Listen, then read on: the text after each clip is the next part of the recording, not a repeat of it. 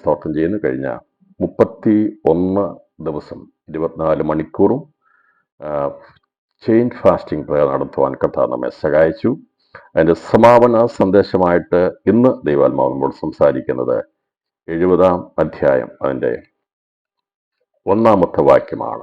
ദൈവമേ എന്നെ വിടിവിപ്പാൻ, യഹോവേ എന്നെ സഹായിപ്പാൻ വേഗം വരണമേ എന്നാണ് നമ്മളത് വായിച്ചിരിക്കുന്നത്. ഇതിൻ്റെ പ്രാരംഭത്തിൽ നമ്മളെടുത്ത സന്ദേശം അതിൻ്റെ 81-ാം സങ്കീർത്തനം അതിൻ്റെ 6-ാം വാക്യമാണ്. ഞാൻ അവൻ്റെ തോളിൽ നിന്ന് ചുമട് നീക്കി, അവൻ്റെ കൈകൾ കുട്ട വിട്ടൊഴിഞ്ഞു എന്നായിരുന്നു നമ്മളെടുത്ത പ്രാരംഭത്തിൽ നമ്മളെടുത്ത സന്ദേശം. അതിനെ ആസ്പദമാക്കിയാണ് പ്രാർത്ഥന. ഞാൻ അവൻ്റെ തോളിൽ നിന്ന് ചുമട് നീക്കി, അവൻ്റെ കൈകൾ കുട്ട വിട്ട് ഒഴിഞ്ഞു എന്നാണ്. ഈ ഉപവാസ പ്രാർത്ഥന മുഖാന്തരമായിട്ട് അനേകരുടെ തോളിൽ നിന്ന് ദൈവം ചുമടുകളെ നീക്കി നമ്മുടെ കൈകൾ കുട്ട വിട്ടൊഴിഞ്ഞു. ഒരു ആശ്വാസം, ഒരു വിടുതൽ, ഒരു ഉപവാസത്തിൻ്റെ പ്രാർത്ഥനയുടെ ഒരു സന്തോഷം. ഇതുവരെ ഭാരമായിരുന്നു, ഒരു നുകത്തിൻ്റെ കീഴായിരുന്നു, ആത്മീയ ആരാധനയോ സന്തോഷമോ ഒന്നുമില്ലാതെ വലിയൊരു വിഷയത്തിലായിരുന്നു. പക്ഷെ അതിനെല്ലാം മാറ്റി ആ ചുമട് ദൈവം നീക്കി. എന്തൊക്കെയോ ഭാരങ്ങൾ വെച്ച് നമ്മുടെ അമ്മയ്ക്കിരുന്ന് രോഗഭാരം, മനോഭാരം, ദുഃഖം, പ്രയാസങ്ങൾ, എല്ലാ വിഷയങ്ങളുമായിട്ട് ആയിരുന്നെങ്കിൽ ദൈവം ആ ചുമടിനെ നീക്കി നമ്മുടെ കൈകൾ കൊട്ട വിട്ടൊഴിഞ്ഞ് ഒരു ആശ്വാസത്തിലേക്ക് കൊണ്ടുവന്ന ദൈവത്തിന് നന്ദി പറയുന്നു. എന്നാൽ ഇന്ന് 70-ാം സങ്കീർത്തനം 1-ാം വാക്യമായ ദൈവമേ എന്നെ വിടുവിപ്പാൻ, യഹോവേ എന്നെ സഹായിപ്പാൻ. വിടുതലും സഹായവും തമ്മിലുള്ള വ്യത്യാസം എന്താണ് എന്ന് നമ്മൾ ചിന്തിക്കുന്നത്. എന്താണ് വിടുതൽ, എന്താണ് സഹായം? പക്ഷെ നമ്മൾ കേൾക്കുമ്പോൾ രണ്ടും ഒരുപോലെ തോന്നും. ഡെലിവറൻസ് ആൻഡ് ദ ഹെൽപ്പ് ഒരുപോലെ തോന്നും. നമ്മൾ എവിടെ ചെന്നാലും ഒരു ഹെൽപ്പ് ഡെസ്ക് ആണ്, ഒരു ഹെൽപ്പ്. പക്ഷെ അതൊരു സഹായസ്ഥാനമാണ്. ഞാൻ പറഞ്ഞല്ലോ, പ്രാരംഭത്തിൽ ഞാൻ പറഞ്ഞല്ലോ, ദൈവം ശുശ്രൂഷ ആ ഹെൽപ്പ് ഡെസ്ക് ആണ്. നമ്മൾ ഒരു സഹായത്തിൻ്റെ ഒരു ഹെൽപ്പ് ഡെസ്ക്. പക്ഷേ അതിൻ്റെ കാര്യം നടത്തുന്നത് മറ്റുള്ള ആൾക്കാരാണ്, വിടുവിക്കുന്നത് വേറെ ആളാണ്. അപ്പോൾ ഹെൽപ്പ് ആൻഡ് ഡെലിവറൻസ് ഇത് രണ്ടും എന്താണെന്നുള്ളത് നമ്മൾ മനസ്സിലാക്കുമ്പോൾ, ഈ വിടുതൽ എന്നുള്ളത് ഒരു പ്രോസസ്സിംഗ് ആണ്. വിടുതൽ അത് ഒരു ദിവസം കൊണ്ട് തീരണമെന്നില്ല, ഒരു പ്രോസസ്സിംഗ് ആണ്. അത് വർഷങ്ങൾ എടുത്ത് ഒരു വിടുതൽ സംഭവിക്കുന്ന അങ്ങനെയാണ്. നിങ്ങൾക്കറിയാം, ഒരു ട്രീറ്റ്മെൻറ്റ് പോയാൽ പെട്ടെന്നൊരു ഇഞ്ചക്ഷൻ കൊണ്ട് സൗഖ്യമാകുന്ന രോഗം കാണും.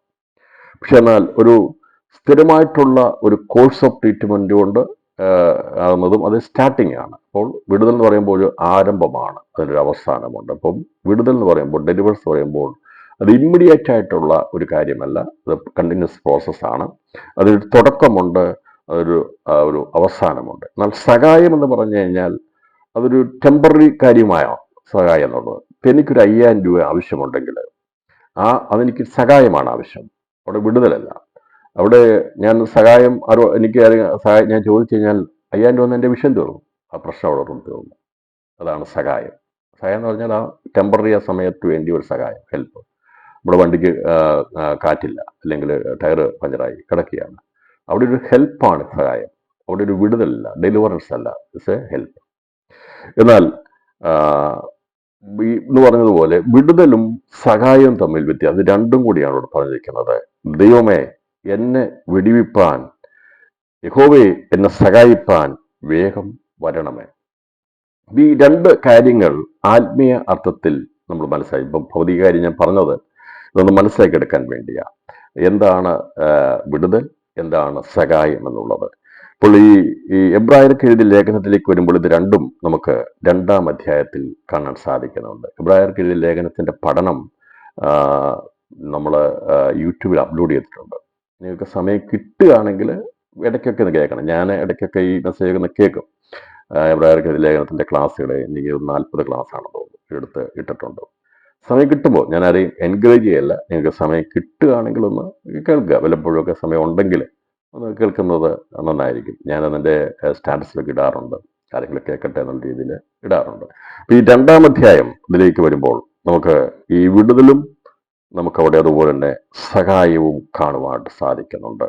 ഒരു മനുഷ്യനെ സംബന്ധിച്ച് അവരുടെ ജീവിതത്തിൻ്റെ വിടുതൽ എന്താണ്, അവരുടെ സഹായം എന്താണ് എന്നുള്ളത് രേഖപ്പെടുത്തിയിരിക്കുന്ന ഭാഗമാണ് ഇബ്രായർക്കെഴുതിയ ലേഖനം 2-ാം അധ്യായം അതിൻ്റെ 14 മുതൽ 18 വരെയുള്ള വാക്യങ്ങൾ. അതിൽ മുകളിലുള്ള വാക്യങ്ങൾ വായിക്കണമെങ്കിൽ ഞാൻ അതിലേക്ക് പോകാതെ സമയത്തിന് പരിമിതിക്കുള്ളിൽ ഈ സന്ദേശം അവസാനിപ്പിക്കാൻ താല്പര്യപ്പെടുകയാണ്.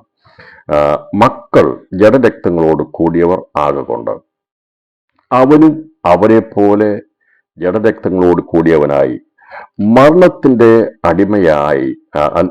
അധികാരിയായ പിശാചിനെ തന്റെ മരണത്താൽ നീക്കി ജീവപര്യന്തം മരണഭീതിയാൽ അടിമകളായവരെയൊക്കെയും വിടുവിച്ചു. അപ്പൊ അതൊരു പ്രോസസ്സാണ്. സ്റ്റാർട്ട് ചെയ്ത് ദൈവം വിടുവിച്ചു.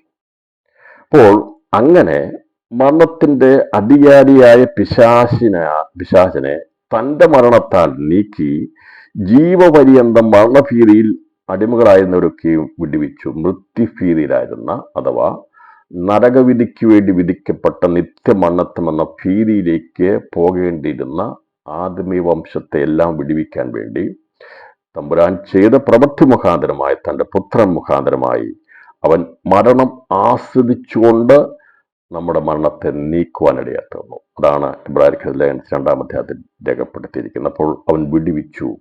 ഈ വിടുതൽ നൽകാൻ മറ്റാരെ കൊണ്ടും കഴിയത്തില്ല. സാത്താനായിരിക്കുന്ന മനുഷ്യനോട് ശത്രുത്വമുള്ള, ദൈവത്തോട് ശത്രുത്വമുള്ള അതിനെ നീക്കണമെങ്കിൽ ആ മരണത്തിന്റെ അധികാരം, മരണം എന്ന് പറയുമ്പോൾ നിത്യമരണത്തിന്റെ ആരംഭം ഇട്ടത് ഈ പിശാചിനാണ്. അവരാണ് നിത്യ മരണത്തിന്റെ തുടങ്ങിയത്. അവിടെ അതിന് ഉറവിടം എന്ന് പറയാൻ പറ്റത്തില്ല.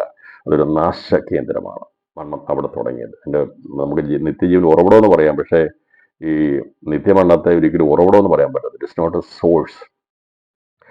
അത് അവനാണ് അതിൻ്റെ കാരണമായി തീർന്നത്. അവനാണ് നാശത്തിലേക്ക് വന്നത്, നിത്യമരണം. ഈ മരണം വിതയ്ക്കുന്ന പൈശാചികൻ, നമുക്കറിയാം, അവിശ്വാസം വേഗത്തിൽ പടർന്നു പോകും. പക്ഷെ വിശ്വാസം വേഗത്തിൽ പടരത്തില്ല. ഈ അവിശ്വാസം എന്നുള്ളത് ഒരു വ്യാധി പോലെയാ, വൈറൽ പോലെയാ. അത് പെട്ടെന്ന് മനുഷ്യനെ ബാധിക്കും. ഒരാൾക്ക്, ഒരു സഭയ്ക്ക് ഒരാളിൽ ഉറക്കം വന്നാൽ അല്ലെങ്കിൽ ഒരു പ്രശ്നം വന്നാൽ, പിന്മാറ്റം വന്നാൽ അത് ആ സഭയെ മുഴുവനും ആകമാനമായി പെട്ടെന്ന് ബാധിക്കും. എന്നാൽ ഒരു ഉണർവ് വന്നാൽ അങ്ങനെ പെട്ടെന്ന് ബാധിക്കത്തില്ല. ഞാൻ പറഞ്ഞല്ലോ, മനുഷ്യനിൽ പാപത്തിന്റെ കണിക വന്നപ്പോൾ പാപം മനുഷ്യനിലേക്ക് വ്യാപരിച്ചു. അതെല്ലാവരിലേക്ക് വ്യാപരിച്ചു. വളരെ വേഗത്തിൽ പോകാറുണ്ട്. വേഗത്തിൽ അത് സംഭവിക്കാറുണ്ട്. സാഹചര്യത്തെ ചരിത്രം പഠിച്ചാലറിയാം. അവര് പിറുകൊടുക്കാൻ തുടങ്ങിയപ്പോൾ കൂടാത്തുള്ള എല്ലാവരും പിറുകൊടുത്തു. കുറച്ചുപേര് മാത്രം പിറുകൊടുക്കാതിരുന്നു. കാര്യം എന്താ? ഇതൊരു സ്പ്രെഡ് ചെയ്യുന്ന ഒരു ഡിസീസാണ് ഈ അവിശ്വാസം എന്നുള്ളത്. ഇപ്പൊ എന്നാൽ ദൈവത്തെ ആരാധിക്കാൻ വേണ്ടി കൂടാത്തുള്ള എല്ലാവരും ആരാധിച്ചോ? ഇല്ല. കാരണം എന്താ? അതങ്ങനെ പെട്ടെന്ന് മുമ്പോട്ട് പോകുക. അതിനൊരു ശത്രുവുണ്ട്, അതിനൊരു തടസ്സം വരും. എന്നാൽ സാത്താൻ്റെ ഇഷ്ടമുള്ള ചരക്കാണെങ്കിൽ അവൻ അതിനെ പെട്ടെന്ന് കൈകാര്യം ചെയ്യും, വേഗത്തിൽ സ്പ്രെഡ് ചെയ്യും. ഇതാണ് നമ്മൾ ലോകത്തിൽ കാണുന്നത്. അപ്പോൾ അവരിഷ്ടമുള്ള കാര്യമാണ് അവിശ്വാസം, നിരാശ, ഇങ്ങനെയുള്ള എല്ലാ കാര്യങ്ങളും. അത് വേർപെട്ടെന്ന് പറയുന്ന എല്ലാവരുടെ ഇടയിലും, ദൈവം വിളിച്ചുകൊണ്ടുവന്ന ഇസ്രായേൽ ജനത്തിന്റെ ഇടയിലും ഒരാളെ തുടങ്ങി കഴിഞ്ഞപ്പോൾ അത് തുടങ്ങുന്ന ഒരാളായിരിക്കും. പക്ഷെ അത് വേഗത്തിൽ അടുത്തവരിലേക്ക് ഒരു ചെയിൻ പോലെ എന്ത് ചെയ്തു? അത് പെട്ടെന്ന് വ്യാപരിച്ച് കൂടാരങ്ങൾ മുഴുവൻ പിറുപിറുപ്പായി. കുറച്ച് പേര് വിരലെണ്ണാതെ കുറച്ചുപേര് മാത്രം പിറുപിറുക്കാതെ. ഞാൻ പറഞ്ഞത് it's A disease, spreading disease. അത് വളരെ വേഗത്തിൽ വ്യാപരിക്കുന്നതാണ്. അങ്ങനെ വ്യാപരിച്ചുകൊണ്ടിരിക്കുന്നതിൻ്റെ ഇടയിൽ വ്യത്യസ്തങ്ങളായി നിൽക്കാൻ വേണ്ടി, ഇതിൽ പിടിക്കാതിരിക്കാൻ വേണ്ടി നിൽക്കുന്നവരെയാണ് വിശ്വാസികൾ എന്ന് പറയുന്നത്. അതുകൊണ്ടാണ് കർത്താവ് പറഞ്ഞത് 2-3 പേർ എന്നൊക്കെ പറഞ്ഞിരിക്കുന്നത്. എല്ലാവരെയും വന്ന് ഇത് പിടിക്കുമ്പോൾ, ഇത് പിടിക്കാതെ നിൽക്കണമെങ്കിൽ നമുക്കറിയാം അതിനെ എതിർക്കാനുള്ളൊരു ശക്തി നമുക്കുണ്ടായിരിക്കണം. അല്ലെ? അങ്ങനെയല്ലേ? ചിലർക്ക് ചില രോഗങ്ങൾ പെട്ടെന്ന് വരത്തില്ല, കാരണം അവർക്ക് അതിനെ പ്രതിരോധിക്കാനുള്ള ശക്തിയുണ്ട്. എല്ലാവരും വന്നപ്പോൾ വരാത്തവരുണ്ട്. ഇനി അതില്ലെങ്കിൽ അത് ആഡ് ചെയ്യും. അപ്പൊ അതാണ് ഈ കോവിഡൊക്കെ വന്ന സമയത്ത് ഇല്ലാത്തതുകൊണ്ട് അത് ഇഞ്ചെക്ട് ചെയ്തിട്ട് അഡീഷണലായിട്ട് കൊടുത്തിട്ട് അതിനെ പ്രതിരോധിക്കാൻ വേണ്ടിയാണ് നമ്മളൊക്കെ ഇഞ്ചക്ഷൻ എടുക്കാൻ ഇടയാത്തത്. അല്ലെങ്കിൽ അത് പിടിച്ചു നിൽക്കാൻ പറ്റത്തില്ല അതിനെ ചെയ്യുന്നത്. അപ്പോൾ ഇങ്ങനെ ചിലർക്കുണ്ട് അതിനൊരു കഴിവുണ്ട്, സ്വതസിദ്ധമാണ്. പക്ഷേ നമ്മൾ പാപത്തെക്കുറിച്ച് നോക്കുമ്പോൾ പാപം പ്രവേശിക്കാതിരിക്കാൻ, മരണഭീതിയിലകപ്പെടാതിരിക്കാൻ ഒരു മനുഷ്യനെ കൊണ്ട് കഴിയത്തില്ല. എല്ലാ മനുഷ്യരിലും ഈ വൈറസ് ബാധിച്ചിട്ടുണ്ട്, ജനിക്കുമ്പോൾ തന്നെ ബാധിച്ചിട്ടുണ്ട്. അത് സജീവമായിട്ട് പ്രവർത്തിച്ച് മുമ്പോട്ട് പോകുന്ന അവസ്ഥയാണ് പാപത്തിൽ ഒരു മനുഷ്യൻ മരിക്കുന്നത്, അല്ലെങ്കിൽ മരണഭീതിയിൽ അകപ്പെടുക എന്നതിൻ്റെ അർത്ഥം അതാണ്. നാം ജനിച്ചപ്പോൾ അങ്ങനെയായിരുന്നു. നാം എല്ലാവരും ജനിച്ചത് പക്ഷേ അത് സജീവമായിരുന്നില്ല. നമ്മളത് നിർജീവമായി കിടക്കുകയെന്ന് ഉറങ്ങുന്ന അത് പ്രവൃത്തഫലത്തിലായിരുന്നില്ല. അപ്പോൾ ആദത്തിലുണ്ടായ ഹൗവയിലുണ്ടായ പാപത്തിന്റെ ബീജം വൈറസ് പോലെ ലോകത്തിലുള്ള സകല മനുഷ്യരെയും വ്യാപരിച്ചു. അവരിൽ എല്ലാ മനുഷ്യരും പാപം ചെയ്ത് പാപികളായി തീർന്നു എന്നാണ് ദൈവം പറഞ്ഞിരിക്കുന്നത്. അതെല്ലാവരും അതുപോലെയായിരുന്നു.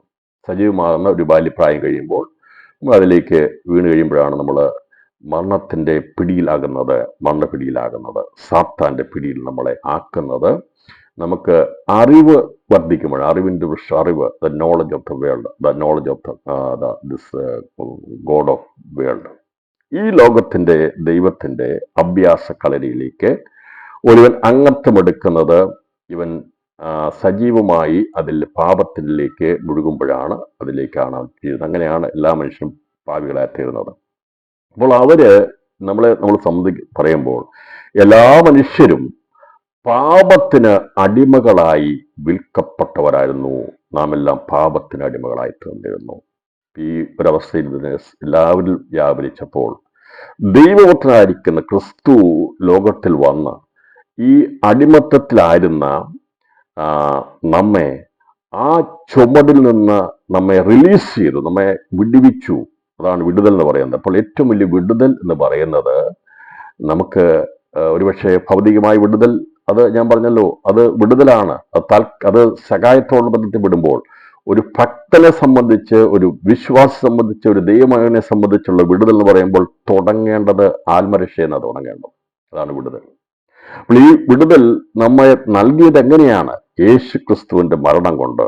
അവര് രക്തം ചിന്തി, രക്തത്തിന്റെ ശക്തി നമ്മൾ വ്യാപരിച്ചുകൊണ്ടാണ് നമ്മൾ എന്ത് ചെയ്യുന്നത്? വിടുതൽ പ്രായപ്പായത്. അപ്പോഴാണ് നമ്മളെ കഴുകി ശുദ്ധീകരിച്ച് പ്രതിരോധിക്കാൻ വേണ്ടി ദൈവത്തിന്റെ ആത്മാവിനെ നമുക്ക് തന്നിരിക്കുകയാണ്. അപ്പോൾ ഒരു മനുഷ്യൻ, പാവിയായ മനുഷ്യൻ, അവൻ അതിൽ പിടിപെട്ട് കഴിയുമ്പോൾ അവന് വിടുതൽ നൽകാൻ വേണ്ടി യേശു കർത്താവ് ലോകത്തിൽ വന്ന് ആ വിടുതലിന്റെ ശുശ്രൂഷ അവൻ ചെയ്തെടുത്ത് അവരുടെ രക്തം ചീന്തി മരണഭീതിയിൽ അടിമകളായിരുന്നവരെ ഒക്കെയും വിടുവിച്ചു എന്നാ പറയുന്നത്. എല്ലാവരെയും വിടുവിച്ചു. എന്നിട്ട് വിടുവിച്ചു കഴിഞ്ഞിട്ട് പിന്നെ സംരക്ഷണം നൽകുന്നു. നമുക്ക് ദൈവം സംരക്ഷണം നൽകുന്നു.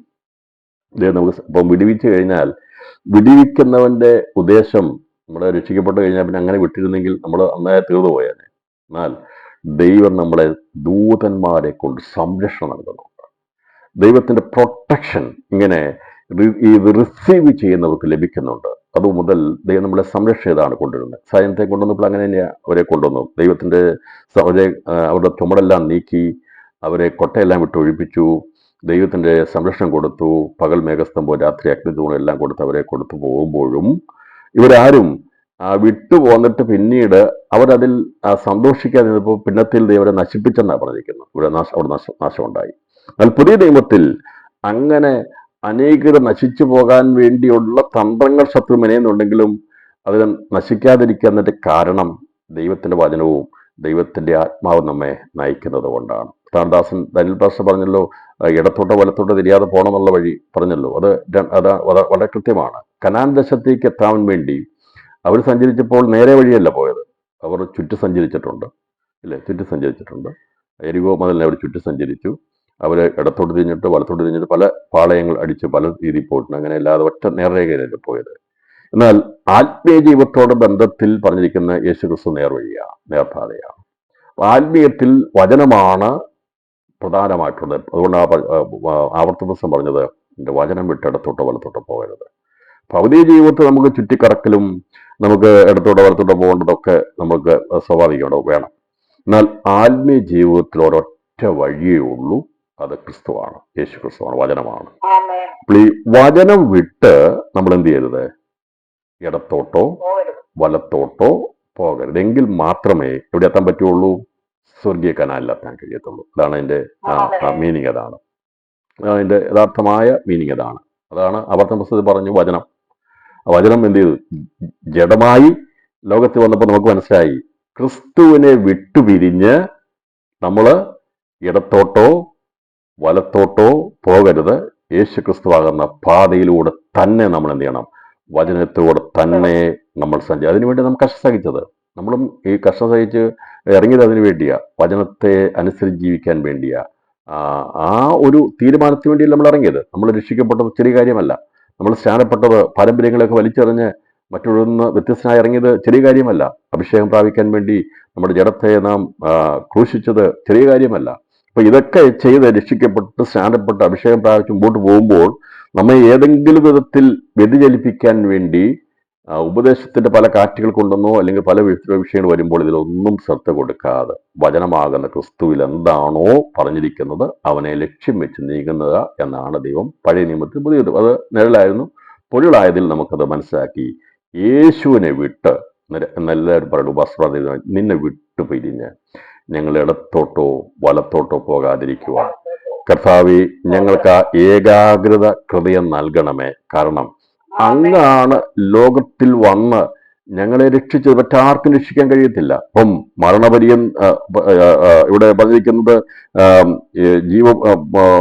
അബ്രഹാം ഇവിടെ മരണത്തിന് അടിമരായി പിശാചിനെ തന്റെ മരണത്താൽ നീക്കി ജീവപര്യന്തം മരണഭീതിയാൽ അടിമകളായിരുന്നവരൊക്കെ വിടുവിച്ചു. ജീവപര്യന്തം അടിമ. ജീവനെന്ന് പറഞ്ഞതിനർത്ഥം ജീവനോ ഇതിനർത്ഥം നമുക്ക് ഈ ജീവനോടിരിക്കുന്ന കാര്യത്തിൽ മാത്രമേ ഉള്ളൂ. പിന്നീട് നമുക്ക് പ്രശ്നമില്ല. ലോകത്ത് നമ്മൾ മാറ്റപ്പെട്ട് കഴിഞ്ഞാൽ പിന്നീട് നമ്മൾ അത് ദൈവസന്നിധിയിലേക്ക് എത്തിച്ചതുകൊണ്ട് അവിടെ പിന്നെ വിഷയം. അതുകൊണ്ട് ജീവപര്യന്തം വരുന്ന മരണഭീതിയാൽ അടിമകളായിരുന്നവരൊക്കെയും വിടിവിക്കാനിടയത്. അപ്പോൾ ദൈവം നമ്മെ ഇതിൽ നിന്നെല്ലാം വിടിവിച്ചത് കുഞ്ഞാടിന്റെ രക്തമുഖാന്തരമാണ്. അതാണ് ഒന്നാമത്തെ. ഇതേക്കുറിച്ച് ഗലാത്യ ലേഖനത്തിൽ പറഞ്ഞിരിക്കുന്നത്, ഞാൻ ഇങ്ങനെ ഏത് സന്ദേശം എന്നോട് ഗലാത്യ ലേഖനം ദൈവാത്മാവിനെ ഓർപ്പിക്കാൻ കഴിയാത്തിരുന്നു. അപ്പൊ ഞാൻ ഈ ഗലാത്യ ലേഖനം എന്താണെന്ന് എവിടെ എടുക്കണം എന്നുള്ളത് ചിന്തിച്ചപ്പോഴാണ് ഇതുമായിട്ട് ബന്ധപ്പെട്ട് ഗലാത്യ ലേഖനം 1-ാം അധ്യായം 3-ാം വാക്യത്തിൽ കിടക്കുന്നതായിട്ട് ദൈവാത്മാവ് കാണിച്ചു തന്നത്. ഇപ്പൊ ഗലാത്യ ലേഖനം 1-ാം അധ്യായം 3-ാം വാക്യം വായിക്കുമ്പോൾ അവിടെ പ്രത്യേകമായിട്ട് എഴുതിയിരിക്കുന്ന ദൈവസ്ഥയെക്കുറിച്ച് എഴുതിയിരിക്കുന്നത് 1-ാം അധ്യായം 3-ാം വാക്യത്തിൽ പറയുന്നത്, പിതാവായ ദൈവത്തിൽ നിന്നും നമ്മുടെ ദൈവവും പിതാവുമായവന്റെ ഇഷ്ടപ്രകാരം ഇപ്പോഴത്തെ ദുഷ്ടലോകത്തിൽ നിന്ന് നമ്മെ വിടുവിക്കേണ്ടതിന് നമ്മുടെ പാപങ്ങൾ നിമിത്തം തന്നെത്താൻ ഏൽപ്പിച്ചു കൊടുത്തവനായി നമ്മുടെ കർത്താവായ യേശു ക്രിസ്തുവിൽ നിങ്ങൾക്ക് കൃപയും സമാധാനവും ഉണ്ടാകട്ടെ. അവൻ എന്നേക്കും മഹത്വമാമേൻ. ഇവിടെ എബ്രായ ലേഖനത്തിൽ പറയുമ്പോൾ മരണഭീതിയിൽ അടിമകളായിരുന്നവരൊക്കെ വിടുവിച്ചെന്ന് പറഞ്ഞിരിക്കുകയാണ്. വ്യത്യാസമുണ്ട്. അപ്പൊ ഇവിടെ എബ്രായ ലേഖനത്തിൽ പറയുന്ന കോമൺ ആയിട്ടുള്ള യഹൂദനും യവനനും എല്ലാവരും ഉൾപ്പെടെയുള്ള സകല മനുഷ്യരെയും ഉൾക്കൊണ്ടുകൊണ്ടാണ് എബ്രായ ലേഖനം പറയുന്നത്. മരണഭീതിയാൽ അടിമകളായിരുന്നവരൊക്കെയും വിടുവിച്ചു. എന്നാൽ ഗലാത്യ ലേഖനത്തിൽ പറഞ്ഞിരിക്കുന്നത് എല്ലാവരെ കുറിച്ചല്ല പറഞ്ഞിരിക്കുന്നത്. അത് പ്രത്യേകം പറഞ്ഞിരിക്കുന്നത് ദൈവസനെ കുറിച്ച് മാത്രമാണ് പറഞ്ഞിരിക്കുന്നത്. ഒരു പക്ഷെ അത് പിന്നീട് സംശയം, ഇതെന്താ ഇങ്ങനൊരു സന്ദേശം പറയുന്നത്? അതിന്റെ കാരണം ഇവിടെ പറഞ്ഞിരിക്കുന്നത്, ഇവിടെ പറയുന്നത് ഇപ്പോഴത്തെ ദുഷ്ടലോകത്തിൽ നിന്ന്, ഇപ്പോഴത്തെ പ്രസന്റ് വിക്കഡ് വേൾഡ്. അതിനർത്ഥം പുരാതന ലോകത്തെ ദൈവം ന്യായം വിധിച്ച് മാറ്റി, അതിനുശേഷമായിട്ട് ഇപ്പോഴത്തെ ലോകത്തിലേക്ക് വന്നു. ഇപ്പോഴത്തെ ലോകത്തിൽ നിന്ന് നമ്മെ വിടുവിക്കണം. അപ്പൊ ഇപ്പോഴത്തെ ലോകത്തിലെ ഏറ്റവും ശ്രേഷ്ഠകരമായ ഒരു പദ്ധതി ദൈവത്തിന്റെ സഭയാണ്. പഴയ നിയമത്തിലെ കനാൻ, ഇസ്രായേൽ എന്നുള്ള വിഷയങ്ങളൊക്കെ നമ്മൾ എടുത്ത് പഠിക്കുമ്പോൾ ഇപ്പോഴത്തെ ദുഷ്ടലോകത്തിൽ നിന്ന് നമ്മെ വിടുവിക്കേണ്ടതിന് നമ്മുടെ പാപങ്ങളിൽ നിന്ന് തന്നെത്താൻ ഏൽപ്പിച്ചു. അപ്പോൾ ലോകത്തിന് എല്ലാവർക്കും രക്ഷകനായിരിക്കുന്ന ക്രിസ്തു, പഴയ നിയമത്തിലെ വിശുദ്ധന്മാർക്കും മരിച്ചവർക്കും എല്ലാവർക്കും 1000 ആണ്ട് വാഴ്ചയിലുള്ള ഭാഗങ്ങൾക്ക് എല്ലാവർക്കും യേശു ക്രിസ്തുവാണ്. എന്നാൽ ഇപ്പോഴത്തെ ലോകത്തിൽ എന്ന് പറയുമ്പോൾ ഇപ്പോഴത്തെ ലോകത്തിൽ നമ്മുടെ പാപങ്ങൾക്ക് വേണ്ടി, അത് പ്രത്യേകമായൊരു കൺസെപ്റ്റാണ് പറഞ്ഞിരിക്കുന്നത്. അപ്പോൾ ഇപ്പോഴത്തെ ലോകത്തിൽ നിന്ന്, ഇപ്പോഴത്തെ ലോകം പുരാതന ലോകത്തിൽ ഇല്ലേ എന്ന് നമുക്ക് ഇവിടെ ചോദ്യം വരും. അപ്പോൾ അതുകൊണ്ടാണ് എബ്രായ ലേഖനത്തിൽ പറയുന്നത് സകല മനുഷ്യർക്കും വേണ്ടി മരണഭീതിയിലായിരുന്ന സകല മനുഷ്യരെയും വിടുവിച്ചെന്ന് പറയുമ്പോൾ, ഇപ്പോഴത്തെ ലോകത്തിൽ എന്ന് പറയുമ്പോൾ അത് ഈ കർത്താവ് ലോകത്തിൽ വന്ന് മനുഷ്യപാപത്തിന് പരിഹാരം വരുത്തി ദൈവസഭയെ സമ്പാദിച്ചു. ദൈവസഭയുള്ള ബന്ധത്തിലാണ് അവിടെ രേഖപ്പെടുത്തിയത്. അപ്പൊ ഇതെല്ലാം ഒന്ന് തന്നെയാണ്.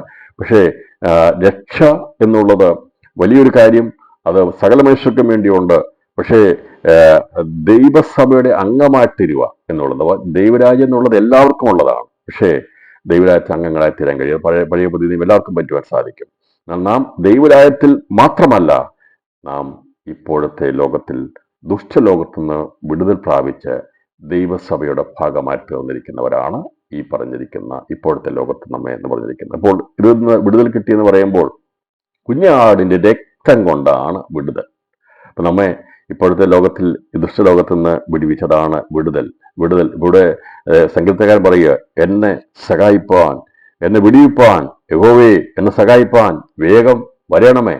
അവര് ദാവീദ് എഴുതിയ സന്ദർഭവും പശ്ചാത്തലവും നമ്മൾ വിചാരിക്കുമ്പോൾ ഭൗതികമായിട്ടുള്ള തൻ്റെ ഒരു വിടുതലിന് വേണ്ടി അല്ല, തൻ്റെ ഹൃദയത്തിന്റെ വാഞ്ച. പ്രവാചകന്മാർ അന്ന് പാടിയിരുന്നത്, അവിടെ ജീവിതത്തിന്റെ പ്രതിസന്ധിയിലും പ്രശ്നങ്ങളിലും അവർ ആഗ്രഹിച്ചിരുന്നത് ഒരു ആത്മീയ വിടുതലിന് വേണ്ടി അവർ കാത്തിരുന്നു. ദൈവം എന്നെ വിടുവിപ്പാൻ, യഹോവേ എന്നെ സഹായിപ്പാൻ വേഗം വരണമേ. ഇവിടെ അർജി ചെയ്യാണ്, പെട്ടെന്ന് വേഗത്തിൽ വരണമേ എന്ന് പറയുക. ആ പ്രാർത്ഥന കേട്ടാണ് തൻ്റെ പുത്രനെ ലോകത്തിലേക്ക് അയച്ചത്. ഇന്ന് ഈ സന്ദേശം കേൾക്കുമ്പോൾ പ്രിയപ്പെട്ടവരെ, അനേക ഭക്തന്മാർ പ്രാർത്ഥിച്ചു, ഞങ്ങളെ വിടുവിക്കണമേ, ഞങ്ങളെ സഹായിക്കണമേ എന്ന് പ്രാർത്ഥിച്ചപ്പോൾ അവർ ആത്മീയ വീക്ഷണത്തിൽ നിന്നാണ് അവർ പ്രാർത്ഥിച്ചത്. അത് ദൈവം കൊടുത്തിരുന്ന ആളുകൾ പ്രകാരമാണ് അവർ പ്രാർത്ഥിച്ചത്. അതല്ലാതെ ഭൗതികമായിട്ടുള്ളൊരു വിഷയത്തിന് വേണ്ടി, ഒരു വിടുതലിന് വേണ്ടി അല്ലെങ്കിൽ ഒരു സഹായത്തിന് വേണ്ടിയുള്ള പ്രാർത്ഥന ആയിരുന്നില്ല അവിടെ പ്രാർത്ഥന. കാരണം മശിയെ കണ്ടുകൊണ്ട്, ക്രിസ്തുവിനെ കണ്ടുകൊണ്ട്, വിടുവിക്കുന്ന ദൈവത്തെ കണ്ടുകൊണ്ട് വേഗം വരണമേ എന്ന് പറയുമ്പോൾ നമുക്കറിയാം, അന്നവർ പ്രാർത്ഥിച്ചതിന്റെ പ്രതിഫലനമായി ദൈവം തൻ്റെ പുത്രനെ ലോകത്തിൽ അയച്ചു. ദുഷ്ടലോകത്തുനിന്ന് നമ്മെ വിടുവിച്ചെടുത്തു. മരണഭീതിയിൽ അടിമകളായിരുന്നവരൊക്കെയും വിടുവിച്ചു. ഇന്ന് പകർച്ചം ഇതിനേക്കാൾ വലിയൊരു വിടുതലില്ല. അങ്ങനെ നിത്യമരണഭീതിയിൽ നിന്ന് നമ്മെ വിടുവിച്ച ദൈവത്തിന് ഇന്ന് ഈ പകർച്ചനെ കരമുയർത്തി സ്തോത്രം ചെയ്യണം. എന്നെ വിടുവിച്ചത് മറ്റാർക്കും വിടുവിക്കാൻ കഴിയാത്ത വലിയ മരണഭീതിയിൽ നിന്ന്, മരണത്തിന്റെ ഭീതിയിൽ നിന്ന് എന്ന് പറഞ്ഞാൽ, മരണഭീതി എന്ന് പറഞ്ഞാൽ ഭയാനകമായ നിത്യനരകാഗ്നിയെ കുറിച്ച്. പ്രിയപ്പെട്ടവരെ, ജയിലിൽ പോയാൽ 7 വർഷം 8 വർഷം അല്ലെങ്കിൽ 10 വർഷം അല്ലെങ്കിൽ ഒരുപക്ഷെ ഇവിടുന്ന് ഞാൻ പറയാമല്ലോ കുറച്ച് കഴിയുമ്പോൾ ഒന്ന് വേണമെങ്കിൽ കൊന്നുകളയുമായിരിക്കും, അത്രയേ ഉള്ളൂ. പക്ഷേ നിത്യനരകാഗ്നിയുടെ മരണഭീതി എന്നുള്ളത് ഒരു ചെറിയ കാര്യമല്ല. ഞാൻ പലപ്പോഴും ഇതൊക്കെ ചിന്തിക്കാറുണ്ട്. ദൈവമേ, ഇങ്ങനെ ഗന്ധകം കത്തുന്ന തീപ്പൊയ്ക്കകത്ത് ഒരിക്കലും അന്തമില്ലാത്ത ഒരു ജീവിതം തള്ളി നീക്കുക അല്ലെങ്കിൽ അതിനകത്ത് പെട്ടുപോകുക എന്ന് പറഞ്ഞാൽ അത് എത്ര ഭയാനകമാണ്.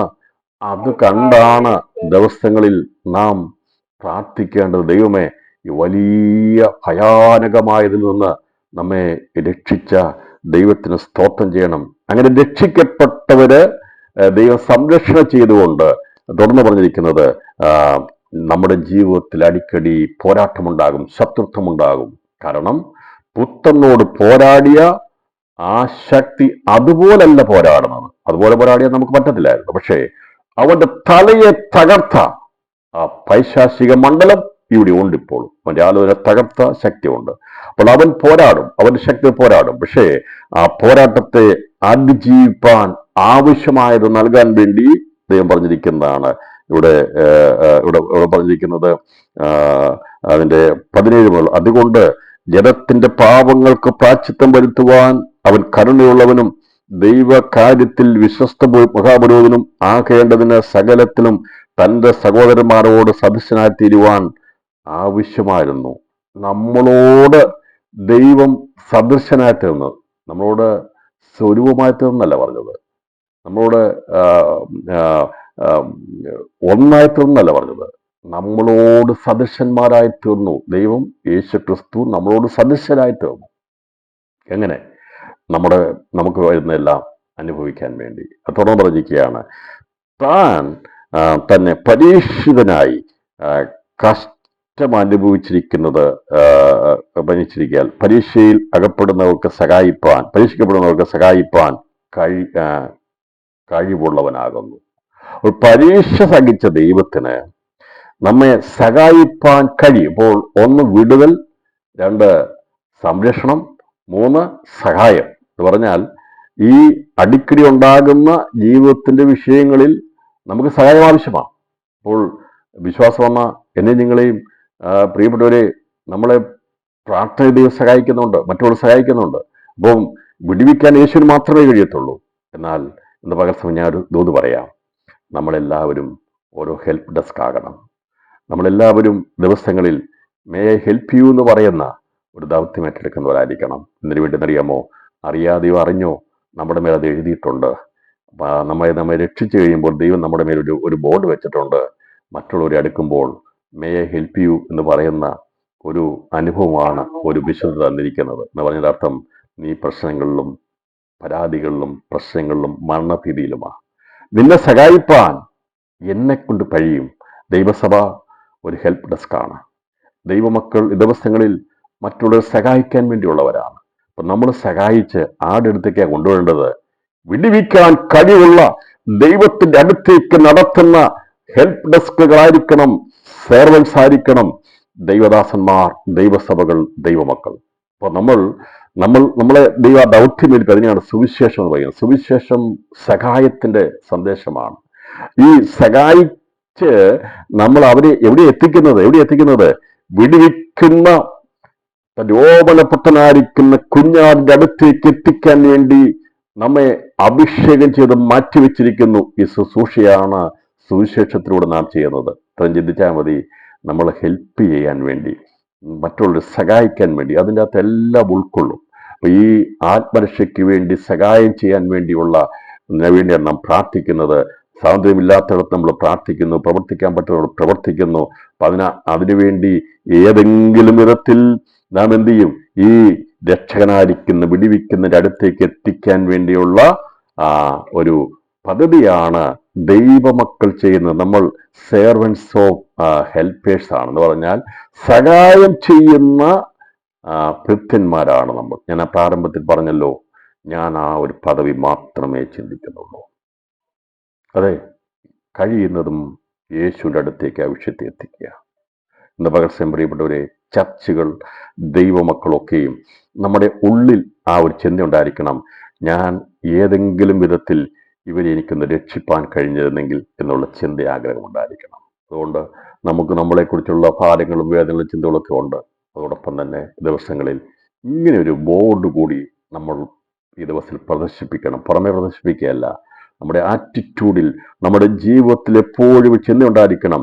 എനിക്കെങ്ങനെ ഇവരെ സഹായിക്കാൻ കഴിയും? ദൈവത്തോട് കർത്താവേ, ഈ ജനത ദൈവത്തെ അറിയാതിരിക്കുമ്പോൾ, മരണത്തിന്റെ വലിയ മരണവിധിയിലേക്ക് കൊണ്ടിരിക്കുമ്പോൾ അങ്ങയുടെ അടുത്തേക്ക് ഇവരെ എത്തിക്കുവാൻ ഈ ദിവസങ്ങളിൽ എന്നെ സഹായിക്കണമേ. അങ്ങനെയാണെങ്കിൽ ഞാൻ ആ ശുശ്രൂഷയ്ക്ക് എന്നെയും കർത്താവിനാൽ ആവോളം എൻ്റെ കുടുംബത്തെ, സഭയെ ഉപയോഗിക്കാൻ വേണ്ടി ദിവസങ്ങളിൽ നാം തയ്യാർ ചെയ്യണം. ദൈവമാണ് ആഗ്രഹിക്കുന്നത്. ദൈവത്തിന്റെ ഉദ്ദേശം അതാണ്. നമ്മളെക്കുറിച്ചുള്ള ഉദ്ദേശം അതാ. നമ്മൾ രക്ഷിക്കപ്പെട്ടു, നമ്മൾ സന്തോഷമായി നമ്മൾ രക്ഷപ്പെടുകൊണ്ട് ഒതുങ്ങിയിരിക്കാതെ നമ്മുടെ ജീവിതത്തിൽ ഏതെങ്കിലും വിധത്തിൽ നമുക്ക് പ്രാർത്ഥിക്കാൻ സാധിക്കും, നമുക്ക് പ്രവർത്തിക്കാൻ കഴിയും. ദിവസങ്ങളിൽ ആ ഒരു അനുഭവത്തിലേക്ക് ദൈവമക്കൾ ഉണർന്നു വരണം.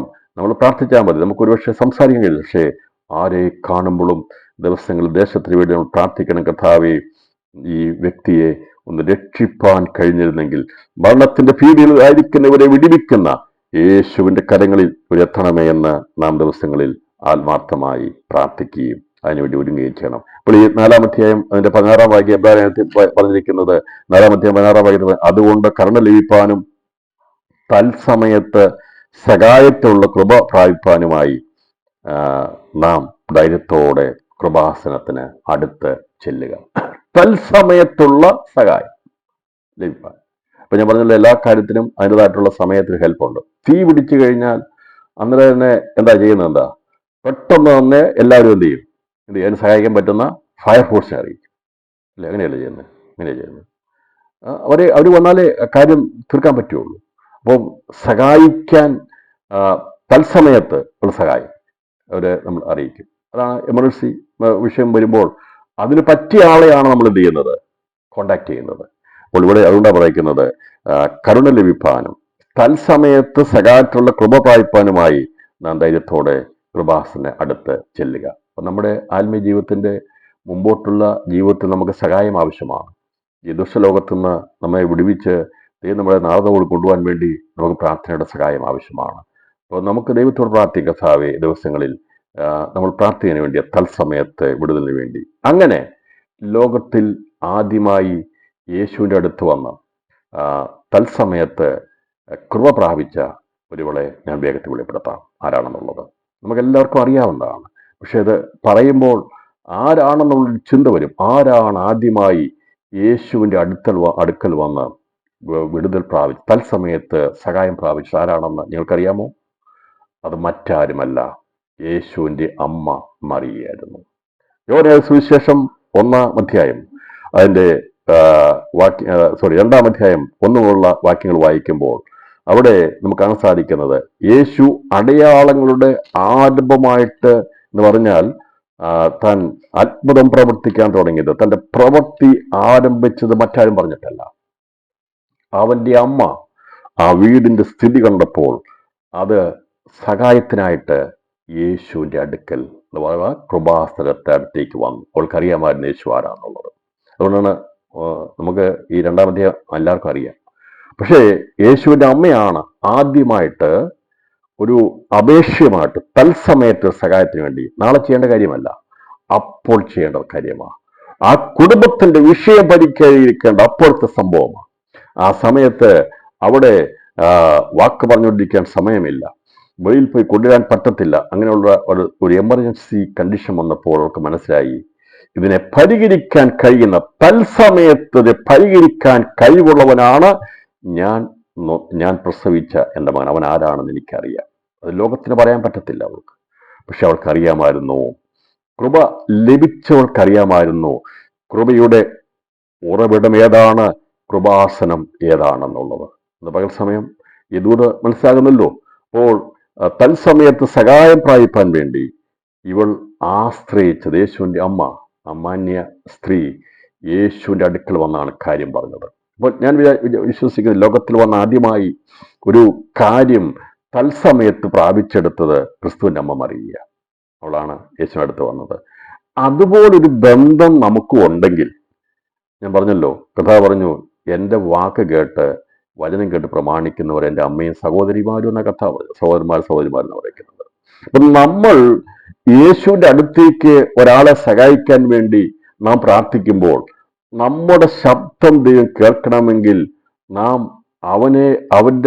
അവനോട് അത്രമാത്രം സ്നേഹമുള്ളവരാണെങ്കിൽ മാത്രമേ അതിന് പെട്ടെന്ന് കാര്യം നടക്കുകയുള്ളൂ. ഇവിടെ അതാണ് സംഭവിച്ചത്. ഈ 3-ാം നാൾ ഗലീലയിലെ കാനാവിൽ കല്യാണമുണ്ടായിട്ട് യേശുവിൻ്റെ അമ്മ അവിടെ ഉണ്ടായിരുന്നു. യേശുവിനെയും ശിഷ്യന്മാരെയും കല്യാണത്തിന് ക്ഷണിച്ചിരുന്നു. വീഞ്ഞ് പോരാതെ വരികയാ. യേശുവിൻ്റെ അമ്മ അവനോട് അവർക്ക് വീഞ്ഞില്ല എന്ന് പറഞ്ഞു. അവിടെ ഞാൻ വിശദീകരിക്കുന്നത് അറിയാം, സംഭവം അറിയാവുന്ന. ഈ വീടിന്റെ വിഷയം വീഞ്ഞില്ല എന്നുള്ളത് ആ സമയത്ത് പരിഹരിക്കപ്പെടേണ്ട ഒരു കാര്യം. പക്ഷെ എന്നാൽ ആർക്കും അത് പരിഹരിക്കാൻ ആ സമയത്ത് കഴിയത്തുമില്ല. എവിടെയെങ്കിലും പോയി വാങ്ങിച്ചുകൊണ്ട് വരാൻ അങ്ങനെയുള്ളതൊക്കെ കണ്ടു കഴിഞ്ഞാൽ നാണക്കേടും ബുദ്ധിമുട്ടോ പ്രയാസമോ കിട്ടത്തുമില്ല. ആ സമയത്തെ പ്രയാസകരമായ അവസ്ഥയാണ്. കാരണം വീഞ്ഞ് തീർന്നു, ഒരിക്കലും പ്രതീക്ഷിക്കാത്ത ഒരു നിലവാരത്തിൽ വീഞ്ഞ് തീർന്നു കഴിഞ്ഞപ്പോൾ യേശുവിൻ്റെ അമ്മ അവരുടെ അടുത്ത് വന്ന് പറഞ്ഞു കർത്താവ്, എനിക്കും നിനക്കും എന്ത് എന്ന് പറഞ്ഞതിനർത്ഥം ഇതിനകത്ത് എന്താണ് പരിഹരിക്കേണ്ടത് എന്നുള്ളതാണ് യേശുവോട് സംസാരിച്ചത്. കർത്താവ് ആ വിഷയം ഏറ്റെടുക്കുകയാണ് ചെയ്തത്. നമുക്കറിയാമെന്ന് ഞാൻ അതിലേക്ക് പോകുന്നില്ല. എന്നിട്ട് അവൾ പറഞ്ഞു, അവൻ്റെ അമ്മ ശുശ്രൂഷക്കാരോട്, അവൻ നിങ്ങളോട് എന്തെങ്കിലും കൽപ്പിച്ചാൽ അത് ചെയ്യുവിനെന്ന് പറഞ്ഞു. കാരണം യേശു ചെയ്യും, അവൻ ഈ വിഷയം പരിഹരിക്കുമെന്ന് അവൻ്റെ അമ്മയ്ക്ക് അറിയാമായിരുന്നു, മറിയയ്ക്ക് അറിയാമായിരുന്നു. ഇന്ന് ഈ പകൽ സമയവും ഈ ഉപവാസ പ്രാർത്ഥന അവസാനിപ്പിക്കുമ്പോൾ ഞാൻ പറയുന്നത്, പ്രിയപ്പെട്ടവരെ, നാം യേശുവിന്റെ അടുക്കിലേക്ക് ഒരു വിഷയമായിട്ട് ചെല്ലുമ്പോൾ നമുക്കൊരു വിശ്വാസമുണ്ട്, അവൻ കൽപ്പിക്കുമെന്ന്, അവൻ അരുളി ചെയ്യുമെന്ന്. ഈ ഉപവാസ പ്രാർത്ഥന എഴുതി വെച്ച എല്ലാ വിഷയങ്ങളുടെയും കൽപ്പന ദൈവം പുറപ്പെടുവിച്ചിട്ടില്ല. അതിന് സമയം ദൈവം വെച്ചിട്ടുണ്ട്. തത്സമയത്ത് ദൈവം പ്രവർത്തിപ്പാൻ വേണ്ടി നാം ദൈവസനിൽ വെച്ച വിഷയങ്ങളുണ്ട്, നാം പ്രാർത്ഥിച്ചുകൊണ്ടിരിക്കുന്ന വിഷയങ്ങളുണ്ട്. സഹായത്തിനായി അടുത്തെന്ന് ദിനരാത്രങ്ങൾ ഉപവസിച്ച് പ്രാർത്ഥിച്ച വിഷയങ്ങളുണ്ട്. പക്ഷേ ഇന്ന് പകൽ നമുക്ക് പറയാം, അവൻ എന്തെങ്കിലും കൽപ്പിച്ചാൽ അത് ചെയ്യുവിൻ. നമ്മുടെ കർത്താവ് മൗനമായിട്ടിരിക്കത്തില്ല. അവനറിയാം എന്താണ്, നമുക്ക് തുല്യമായി പരീക്ഷ സഹിച്ചവനാണ്, നമ്മെ സഹായിപ്പാൻ അവൻ പ്രാപ്തനാകുന്നു എന്നാണ് ഇവിടെ രേഖപ്പെടുത്തിയിരിക്കുന്നത്. അപ്പോൾ ഇവിടെ ഈ സഹായിക്കുവാൻ പ്രാപ്തിയുള്ളവന്റെ അടുത്തേക്ക് ചെന്ന് കഴിയുമ്പോൾ ആ വിഷയം പരിഹരിക്കപ്പെടും. നമ്മൾ യേശുവെടുത്ത് അതാ വരുന്നത്, എൻ്റെ പ്രാർത്ഥന കേട്ട് എന്നെ വിടിവിച്ച കർത്താവ് മറ്റുള്ളവരെയും വിടിവിക്കും. എൻ്റെ രോഗസൗഖ്യമാക്കിയ ദൈവം മറ്റുള്ളവരെയും സൗഖ്യമാക്കും. നമുക്കറിയാവുന്ന ഡോക്ടറെ പരിചയമുണ്ടെങ്കിൽ നമ്മൾ മരുന്ന് പറഞ്ഞു കൊടുക്കത്തില്ലേ, ഇനിയാളുടെ അടുത്ത് പോകാൻ പറയത്തില്ലേ? ഇങ്ങനെയാണെങ്കിൽ ദിവസങ്ങളിൽ ആത്മീയ വൈദ്യനായിരിക്കുന്ന ക്രിസ്തുവിനെ വെളിപ്പെടുത്തി കൊടുക്കുവാൻ, അവനോട് കാര്യങ്ങൾ പറയുവാൻ ദിവസങ്ങളിൽ അതിനെയാണ് നാം ഇടിവ് നിൽക്കുക എന്ന് പറഞ്ഞിരിക്കുന്നത്. അപ്പോൾ യേശുവിൻ്റെ അമ്മ മറിയാണ് തത്സമയത്തൊരു സഹായം പ്രാപിപ്പാൻ വേണ്ടി യേശുവിന്റെ അടുക്കിലേക്ക് വന്നു പറഞ്ഞു, ഇവർക്ക് വീഞ്ഞില്ല. പകർസമയം ചില വിഷയങ്ങളുമേൽ ദൈവത്തിലുള്ള കർത്താവേ, ഇവിടെ സമാധാനമില്ല, ഈ കുടുംബത്തിന് സമാധാനമില്ല, ഈ വിഷയത്തിന് മറുപടിയില്ല. ദൈവമേ, നിനക്ക് മാത്രമേ അത് ചെയ്യാൻ കഴിയത്തുള്ളൂ. ഇന്ന് പകൽ സമയം എത്ര പേർക്ക് ഇതുപോലൊരു ദൗത്യം ഏറ്റെടുക്കുവാൻ കഴിയും? അതാണ് പ്രയർ ലൈൻ അല്ലെങ്കിൽ പ്രാർത്ഥനാ സഹകരണം എന്ന് പറയുന്നത്. യേശുവിന്റെ അമ്മ അവിടെ സ്റ്റാർട്ട് ചെയ്ത് കാണിച്ചു തന്നു. തത്സമയത്ത് സഹായം ലഭിക്കാൻ വേണ്ടി അവൾ ഓടി നടന്നില്ല, പലരുടെയും മുഖം അന്വേഷിച്ചു പോയില്ല, അവിടെ ആദ്യ പിടിച്ച് ഓടിപ്പോയില്ല.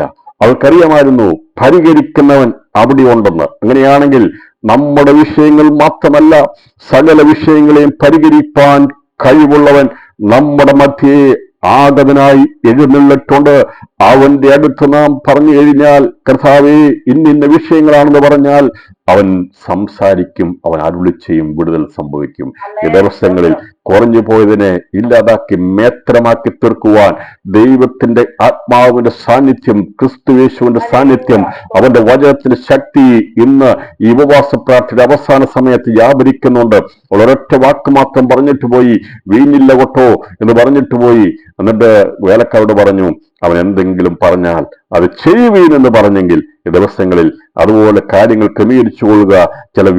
ചില പാത്രങ്ങളെ ദൈവം നിറയ്ക്കാൻ പോകുക, ഇല്ലാതായതിനെ ദൈവം ഈ ദിവസങ്ങളിൽ നിറച്ചെടുക്കാൻ പോകുക, ദൈവം അരുളി ചെയ്യാൻ പോകുക. തത്സമയത്ത് അവന്റെ വാക്ക് പുറപ്പെടും. നാം ചെയ്യേണ്ടത് ചിലതിനെയൊക്കെ നേരെയാക്കി വെച്ചിട്ട് വെള്ളം ഒഴിച്ചു വെച്ചാൽ മതി, ബാക്കി ദൈവം അതിനെ മധുരമായി വീഞ്ഞാക്കി തീർത്തുകൊള്ളും. അതാണ് ഈ ഉപവാസ പ്രാർത്ഥന നമ്മൾ ഇതുവരെ ചെയ്തുകൊണ്ടിരുന്നത്. കമന്ന് കിടന്നതിനെ, നേരെയല്ലാത്തതിനെ, വെറും പറമ്പിൽ ഇട്ടതിനെ ഒക്കെ ശേഖരിച്ച് വെച്ചിട്ട് ദൈവം പറഞ്ഞ വചനമനുസരിച്ച് നമ്മളൊക്കെ ചേർപ്പെട്ടവരായിരുന്നു, അന്യപ്പെട്ടു പോയവരായിരുന്നു, സമാധാനമില്ലാത്തവരായിരുന്നു, സന്തോഷമില്ലാതെ വീഞ്ഞില്ലാത്തവരായിരുന്നു. അല്ലേ? വീഞ്ഞ് ഇല്ലായ്മയെ കാണിക്കുന്നത്, സങ്കടത്തെ കാണിക്കുന്നത്, സന്തോഷമില്ലായ്മയെ കാണിക്കുന്നത് ആ സന്തോഷമില്ലാത്ത അവസ്ഥയായിരുന്നു. എന്നാൽ ക്രിസ്തു അവന്റെ അമ്മ അവനോട് പറഞ്ഞപ്പോൾ അവൻ നിരാകരിക്കുകയല്ല ചെയ്തത്. അവൻ പറയുമ്പോൾ നമുക്ക് തക്ക സമയത്ത് കൃപാസനത്തേക്ക് അടുത്ത് ചെല്ലുവാൻ അവൾക്ക് അവൾ പറഞ്ഞു. കൃപ ലഭിച്ചവൾക്ക് അറിയാമായിരുന്നു കൃപയുടെ ആസനമാണ്, അല്ലെങ്കിൽ കൃപയുടെ യഥാർത്ഥമായിരിക്കുന്ന കൃപയുടെ പുത്രനാണ് ക്രിസ്തുവെന്ന് അവൻ ജനിക്കുന്നതിന് മുമ്പ് അവളോട് പറഞ്ഞിരുന്നു. അവൻ വലിയവനാകും, അവൻ ആരാണെന്നുള്ളത്, അത്യുന്നതനായ ദൈവത്തിന്റെ പുത്രനാണെന്നുള്ളതും അവൻ അസാധ്യമായിട്ടൊന്നുമില്ല എന്നുള്ള വാക്കുകൾ അവിടെ ചെവിയിൽ മുഴങ്ങിയപ്പോൾ അവർക്ക് മനസ്സിലായി ഇവന് പരിഹരിക്കുവാൻ കഴിയും. അതുകൊണ്ടാണ് ആ വിഷയം അവന്റെ ചെവിയിൽ അറിയിച്ചത്. അവനത് വേണ്ടതുപോലെ ചെയ്തതുകൊണ്ട് നമുക്കറിയാം, നമ്മുടെ വിഷയങ്ങളെ പരിഹരിക്കുവാൻ, നമ്മൾ ദൈവത്തിൽ വെക്കുന്ന ഏത് വിഷയവും പരിഹരിക്കുവാൻ അവൻ ആ തക്ക സമയത്ത് അതിനുവേണ്ടി അവൻ അരുളപ്പാട് അയക്കും. ദിവസങ്ങളിൽ കൽപാത്രങ്ങളിൽ നിറച്ചുകൊള്ളുക. ദൈവത്തിന്റെ പ്രവൃത്തിയുടെ സമയമാകുമ്പോൾ അത് വീഞ്ഞായി മാറുവാൻ ഇടയായിത്തരും. ദിവസങ്ങൾ നിറയപ്പെട്ടിട്ടുണ്ട്, ചില ഹൃദയങ്ങളൊക്കെ നിറയപ്പെട്ടിട്ടുണ്ട്, പക്ഷെ വീഞ്ഞായിട്ടില്ല. ദൈവം അരുളി ചെയ്യാൻ പോകുക എന്ന് പറഞ്ഞതിന്റെ അർത്ഥം, നമ്മൾ കേൾക്കുന്ന വചനങ്ങൾ, നമ്മൾ കേൾക്കുന്ന പാട്ടുകൾ, സാക്ഷ്യങ്ങൾ ഒക്കെ നാം കാലിയായിരിക്കുന്ന ഹൃദയങ്ങളെ നിറയ്ക്കുകയാണ്, ദൈവവചനം കൊണ്ട് നിറയ്ക്കുകയാണ്. പക്ഷേ ഈ ദൈവവചനം വീഞ്ഞായി സന്തോഷമായി പരിണമിക്കുന്നത് പറഞ്ഞയാളുടെ കഴിവുകൊണ്ടല്ല, പാടിയാളുടെ പാട്ട് കേട്ടുകൊണ്ടല്ല. ഇതെല്ലാം നമ്മുടെ ഹൃദയത്തിൽ നിറഞ്ഞിരിക്കുന്ന വചനത്തെ ദൈവം തക്ക സമയത്ത്, ഇന്ന് പകൽ സമയം ഞാൻ ആത്മാവിൽ അത് കാണുകയാ. കോരി വെച്ചിരിക്കുന്ന, നിറഞ്ഞിരിക്കുന്ന ഈ പാത്രങ്ങളെല്ലാം ഇങ്ങനെ തുളുമ്പി നിൽക്കുകയാണ്. എന്നാൽ അവിടെ ഒരു ശബ്ദം പുറപ്പെടുവിച്ചു. അത് ഒരു സ്പാർക്ക് പോലെ അവിടെ വ്യാപരിച്ചിരുന്ന ആ ശൂന്യതയെ മാറ്റി അത് മുഴുവൻ നിറവുള്ളതാക്കി തീർത്തതുപോലെ ദിവസങ്ങളിൽ ദൈവാത്മാവിന്റെ ശക്തിയുള്ള സ്പർശനം, ആ ശക്തി വ്യാപരിച്ചു കഴിയുമ്പോൾ, ആ വചനത്തിൽ ശക്തി യഥാർത്ഥമായി വന്നു കഴിയുമ്പോൾ, നാം കേട്ടിരിക്കുന്ന വെള്ളം വചനം അത് ജീവന്റെ ശക്തിയായി, അത് വീഞ്ഞായി, അത് ശക്തിയായി നുരഞ്ഞു പൊങ്ങുന്ന ഒരു അനുഭവത്തിലേക്ക് മാറ്റപ്പെടുമെന്ന് ആത്മാവിൽ ഞാൻ ദൂതറിയിക്കുകയാണ്. സ്തോത്രം. നമ്മൾ പെട്ടെന്ന് കേട്ടപ്പോഴൊന്നും വിഷയം മാറത്തില്ല. കഴിഞ്ഞ ദിവസമൊക്കെ നിറയപ്പെട്ടില്ലേ? സാക്ഷ്യത്തിലൂടെ കേട്ടില്ലേ? ദൈവം വിടുവിക്കുന്നതിനാ, അത്ഭുതം ചെയ്യുന്നവൻ എൻ്റെ മക്കൾക്ക് ഇത് തന്നു, എന്നെ സൗഖ്യമാക്കി, ഭവനം തന്നു, ഇതൊക്കെ നമ്മൾ കേട്ടില്ലേ? അതെല്ലാം കേട്ടപ്പോൾ നമ്മളെല്ലാം എന്ത് ചെയ്തു? ഓ ദൈവമേ, അവർക്ക് ചെയ്ത കർത്താവേ എന്ന് പറഞ്ഞ് നമ്മൾ ദൈവത്തിന് സ്തോത്രം ചെയ്യുമ്പോൾ നമ്മുടെ ഹൃദയം വെള്ളം കൊണ്ട് നിറച്ചു വെച്ചിരിക്കുക. പക്ഷേ അത് പ്രാവർത്തികമായി തീരാൻ വേണ്ടി കർത്താവ് പറയും, കോരി നീ എടുത്തോളാൻ പറയുന്ന ഒരു വാക്ക് ചലിക്കാൻ പോവുകയാണ്. ദിവസങ്ങളിൽ കോരിയെടുക്കുന്ന അനുഭവത്തിലേക്ക്, അത് വീഞ്ഞാക്കി മാറ്റുന്ന അനുഭവത്തിലേക്ക്, അത് എന്താണോ കുറവായിരുന്നത് അതവിടെ ഉത്പാദിപ്പിച്ചെടുക്കുവാൻ ദൈവത്തിന്റെ വചനം വ്യാപരിച്ചതുപോലെ തന്നെ ഈ വിഷയങ്ങളിൽ, നമ്മുടെ വിഷയങ്ങളിൽ സഹായത്തിന്റെ കരം ദൈവം നീട്ടും. ഇന്ന് പകൽ സമയം എത്ര വിശ്വസിക്കുന്നു, നമ്മൾ പ്രാർത്ഥിച്ച വിഷയത്തിന്മേൽ, നമ്മൾ ദൈവത്തിൽ കൊണ്ടുവന്ന വിഷയത്തിന്മേൽ ദൈവം മൗനമായിട്ടിരിക്കുകയല്ല. അതിനെ സന്തോഷമാക്കുവാൻ വേണ്ടി ഈ ദിവസങ്ങളിൽ കേട്ട സാക്ഷ്യവും പറഞ്ഞ പ്രാർത്ഥനയും നാം ദൈവത്തെ ഉരുവിട്ടതെല്ലാം അതിങ്ങനെ കാത്തിരിക്കുക. ഒരുവന്റെ ശബ്ദം കേൾക്കാൻ വേണ്ടി അത് വേഗത്തിൽ ആ പാത്രങ്ങളിലെല്ലാം അത് വീഞ്ഞായി നിറഞ്ഞു കവിഞ്ഞതുപോലെ എല്ലാ പാത്രങ്ങളും വീഞ്ഞുകൊണ്ട് നിറയും. ദിവസങ്ങളിൽ കരമുള്ള ദൈവത്തിന് സ്തോത്രം ചെയ്താൽ ഒരു പാത്രം പോലും കാലിയായിരിക്കാൻ ദൈവം സമ്മതിക്കുകയില്ല. പ്രാർത്ഥിക്കുന്ന എല്ലാ കുടുംബങ്ങളും ദിവസങ്ങളിൽ സന്തോഷം കൊണ്ട് നിറയപ്പെടുമെന്ന് എല്ലാ പാത്രങ്ങളിലും വീഞ്ഞ് നിറയപ്പെടും. ഒരു നിറവിന്റെ അനുഭവത്തിലേക്ക് ഉപവാസ പ്രാർത്ഥന കർത്താവ് നീക്കുന്നതിനായി ദൈവത്തിന് സ്തോത്രം ചെയ്യുന്നു. അപ്പൊ നമ്മെ കർത്താവ്, നമ്മുടെ ദൈവം നമുക്ക് സഹായം തന്നുകൊണ്ട് സമയാസമയങ്ങളിൽ നമ്മളെ വിടുവിച്ചുകൊണ്ട് നമ്മെ നടത്തുന്ന ദൈവത്തിന്റെ പരിശുദ്ധാത്മാവിനായി ഇന്ന് പകൽ സമയം സ്തോത്രം ചെയ്യാം. നമ്മുടെ ആവശ്യങ്ങൾ, ഭൗതിക വിഷയങ്ങൾ, താൽക്കാലികമായിട്ടുള്ള വിഷയങ്ങൾ അപ്പോൾ തന്നെ ദൈവം പ്രവർത്തിച്ചതിന് പരിഹാരം നൽകും. ആ വീടിന്റെ വിഷയം അതുപോലെ പരിഹരിക്കപ്പെടുന്നത് അതൊരു ഞമ്മളുടെ സഹായമായിരുന്നു. എന്നാൽ അതിന്റെ പുറകിൽ പ്രവർത്തിച്ചത് പ്രാർത്ഥനയായിരുന്നു, ഒരു അപേക്ഷയായിരുന്നു. മറിയാണ് ആദ്യമായി യേശുവിന്റെ അടുക്കൽ വന്ന് സഹായം അഭ്യർത്ഥിച്ചത്. പൊതുവായിട്ടുള്ള കാര്യത്തിൽ ഒരു സഹായം അഭ്യർത്ഥിച്ചു. അവനത് ചെയ്തു കൊടുക്കുവാൻ ഇടയായി തീർന്നെങ്കിൽ നാം ദിവസങ്ങളിൽ ദൈവസന്നിധിയിൽ ഇടിവിൽ നിന്ന് പ്രാർത്ഥിക്കുന്ന വിഷയങ്ങൾക്കെല്ലാം മറുപടി ഉണ്ടാകും. എല്ലാ തുരുത്തികളിലും വീഞ്ഞ് നിറയുക തന്നെ ചെയ്യും. അതവിടെ ഒരു പാത്രത്തിൽ മാത്രമല്ല, അവിടെ ഉണ്ടായിരുന്ന 6 കൽപ്പാത്രങ്ങളിലും ഉണ്ടായിരുന്ന വെള്ളം മുഴുവനും വീഞ്ഞായതുപോലെ ഈ ദിവസങ്ങൾ കേട്ട ദൈവവചനവും സാക്ഷ്യവും പാട്ടുകളുമെല്ലാം അത് നിറയപ്പെട്ടിരിക്കുന്ന അനുഭവത്തിൽ ദൈവത്തിന്റെ സ്പാർക്കാകുന്ന പരിശുദ്ധമാവ് അത് തക്ക സമയത്ത് വചനമായി കഴിയുമ്പോൾ ദിവസങ്ങൾ അത് സന്തോഷമായി പരിവർത്തിക്കുന്നത് പോലെ നമ്മുടെ സങ്കടത്തെ മാറ്റി സന്തോഷമാക്കി തീർക്കുവാൻ ദൈവാത്മാവ് ഈ ദിവസങ്ങളിൽ വ്യാപരിക്കുന്നു. തക്ക സമയത്ത് കൃപ പ്രാപിപ്പാൻ അവന്റെ അടുത്തെല്ലാം അവൻ വാക്ക് പറയും. അവൻ അരുളി ചെയ്യുമ്പോൾ അത് നമുക്ക് അനുഗ്രഹവും വിടുതലുമായി തീരുമെന്നാണ് ഇവിടെ പറഞ്ഞിരിക്കുന്നത്. അപ്പോൾ നമ്മൾ നല്ല പ്രവൃത്തിയെ തുടങ്ങിയ കർത്താവ് 2 സംഭവങ്ങൾ കൂടി ഞാൻ വേഗത്തിൽ പറയാം. അത് വേഗത്തിൽ ഞാൻ നിർത്തി സംസാരിക്കത്തില്ല. അപ്പൊ നമ്മളെ ആത്മരക്ഷ നടത്തിയ കർത്താവ് വേഗത്തിൽ നമ്മളെ രക്ഷിപ്പാനായി യേശു കർത്താവ് നമ്മളെ ശരീരത്തിന് വീണ്ടെടുപ്പിന് വേണ്ടി യേശു കർത്താവ് വരും. അപ്പൊ നമ്മളെ വിടുവിക്കാൻ വേണ്ടി സ്വർഗത്തിൽ നിന്ന് യേശു കർത്താവ് ഇറങ്ങി മധ്യാകാശത്ത് വരുമെന്ന് ഫിലിപ്പിയ ലേഖനത്തിൽ പറഞ്ഞിട്ടുണ്ട്. അവൻ രക്ഷിതാവായി വീണ്ടും വരും നമ്മെ വിടുവിക്കാനായിട്ട്. നമ്മുടെ ശരീരത്തെ വീണ്ടെടുക്കാൻ വേണ്ടി യേശു കർത്താവ് മധ്യാകാശത്ത് വരും. അതിനുവേണ്ടി നാം കാത്തിരിക്കുകയാണ്. എന്നാൽ യഹൂദരോടുള്ള ബന്ധത്തിൽ പറഞ്ഞിരിക്കുന്ന ഭാഗം, യഹൂദരോട് പറഞ്ഞിരിക്കുന്നത് ആവർത്തന പുസ്തകം 33:26 പറഞ്ഞിരിക്കുന്നത്. കാരണം ഇനി കർത്താവ് രക്ഷിക്കാൻ വേണ്ടി അങ്ങനെ രക്തം ചീന്തി വിടുവിക്കാൻ വേണ്ടി വരത്തില്ല. അതുകൊണ്ടാണ് അവിടെ ആവർത്തന പുസ്തകത്തിൽ പറഞ്ഞിരിക്കുന്നത്, വചനം എഴുതിയിരിക്കുമ്പോഴൊക്കെ വളരെ അർത്ഥവത്തായ രീതി വളരെ കാര്യമായിട്ട് എഴുതിയിരിക്കുന്നത്. കർത്താവ് ഇസ്രായേലിന്റെ ബന്ധത്തിൽ പറഞ്ഞിരിക്കുന്നത് 33-ാം അധ്യായം അതിന്റെ 26 യേശുവിന്റെ ദൈവത്തെ പോലെ ഒരുത്തനുമില്ല, നിന്റെ സഹായത്തിനായി അവൻ ആകാശത്തൂടെ തന്റെ മഹിമയിൽ മേഘാരൂഢനായി വരുന്നു. അപ്പോൾ ദൈവസഭയോടുള്ള ബന്ധത്തിൽ നമ്മെ വിടുവിക്കാൻ വേണ്ടി യേശു എന്ന് പറഞ്ഞാൽ നമ്മുടെ ശരീരത്തിന് വീണ്ടെടുപ്പിന് വേണ്ടി യേശു വരും. അത് അവൻ വിടുതലിന് വേണ്ടി വിടുവിക്കുക. അപ്പൊ നമ്മൾ തുടങ്ങിയ പ്രവൃത്തി, ആത്മരക്ഷയുടെ പ്രവൃത്തി തുടങ്ങിയിട്ട് നാം മരിച്ചു കഴിഞ്ഞാൽ നമ്മെ വീണ്ടെടുക്കും, നമ്മെ എന്ത് ചെയ്യും? പുനരുത്ഥാനം നൽകും. ജീവനോടിരിക്കുകയാണെങ്കിൽ രൂപാന്തരപ്പെടുത്തും. അപ്പൊ അതിനുവേണ്ടി കർത്താവ് മധ്യാകാശം വരും. അതാണ് ഫിലിപ്പിയ ലേഖനത്തിൽ പറയുന്നത്, രക്ഷിതാവായി വരും. അവൻ നമ്മുടെ ശരീരത്തിന് വീണ്ടെടുപ്പിന് വേണ്ടി യേശു വരും, നമ്മളെ വിടുവിക്കാൻ വേണ്ടി വരും. ഈ മർത്യമായതിനെ നീക്കി അമർത്തി ധരിപ്പിക്കാൻ വേണ്ടി യേശു വരുമ്പോൾ കർത്താവ് 2ാമത്തെ അവരിനെ കുറിച്ച് പറഞ്ഞിരിക്കുന്നത്, യേശുവിന്റെ ദൈവത്തെ പോലെ ഒരുത്തരമില്ല, നിന്റെ സഹായത്തിനായി അവൻ ആകാശത്തൂടെ എന്ന് പറഞ്ഞാൽ അവർ അന്ന് ഞെരുക്കപ്പെടുന്നു. എതിർക്രിസ്തുവിന്റെ അവന്റെ മറ്റുള്ള സഖ്യശക്തികളുടെയും നിയന്ത്രണത്തിൽ അവർ വല്ലാതെ ഞെരുക്കപ്പെട്ട് കഴിയുമ്പോൾ സഹായത്തിനായി അവർ ഉയരത്തിലേക്ക് നോക്കുമ്പോൾ ആ സമയത്ത് യേശു അവിടെ വരുന്നത് അവരെ സഹായിക്കാൻ വേണ്ടി വരും എന്ന് പറഞ്ഞാൽ അന്നേരം നടക്കുന്ന ആ യുദ്ധത്തിൽ നിന്ന് വിടിവിക്കാൻ വേണ്ടി യേശുവും അവന്റെ കൂടെ നമ്മളും വരുന്നു എന്ന് അവിടെ പറയുന്നത്. അവൻ മേഘാരൂഢനായി വരുന്നത് അവരുടെ സഹായത്തിന് വേണ്ടിയാണ് വരുന്നത്. നമുക്കറിയാം അവരെ വിടിവിച്ചതിനെ കുറിച്ച് അറിയാം. എന്നാൽ അവർക്ക് വിടുതൽ വരെ മനസ്സിലായിട്ടില്ല. അല്ലെങ്കിൽ കർത്താവിന് രണ്ടാമത് ഇസ്രായേലിനെ രക്ഷിക്കാൻ വേണ്ടി യേശു ഒന്ന് ക്രൂശിൽ കയറുകയൊന്നുമില്ല. അതിന്റെ ആവശ്യമില്ല. ഒരിക്കലായി വിടുതൽ സംഭവിച്ചു. അത് സകല മനുഷ്യർക്കും വേണ്ടിയുള്ളതാ. എന്നാൽ യേശുവിന്റെ വിടുതലിനെ വിടുവിക്കാൻ വേണ്ടി യേശു ഇനി അല്ല വരുന്നത്, അവരെ സഹായിപ്പാൻ വേണ്ടിയാ വരുന്നത്. സഹായം എന്ന് പറഞ്ഞാൽ ആ സമയത്ത് അവരെ വിടുവിക്കും.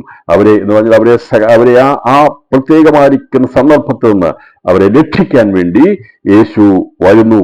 അത് അന്നേരമുള്ള അവർക്ക് വേണ്ടിയുള്ള ഒരു വിടുതലാണ്. യേശുവിനുള്ള ബന്ധത്തിലാണെങ്കിൽ യേശു കർത്താവ് 1000 ആണ്ട് വാഴുമ്പോൾ അന്ന് ഇവിടെ രക്ഷയും സമാധാനവും സന്തോഷം ഐശ്വര്യമായി വസിക്കും.